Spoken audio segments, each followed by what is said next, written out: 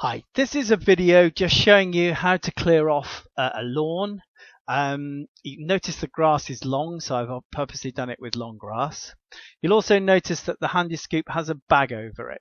Now the main reason for this bag is literally to protect the jaws of the scoop from getting dirty. So what I'm going to do now in a moment is go around the lawn, pick up all these carrots, and you'll see it's in long grass and it easily gets down and picks the carrots up. I'm putting them into a bucket there.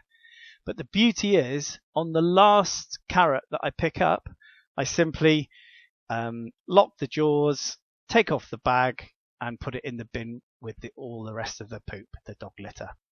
So it's all done, all clean, all hygienic.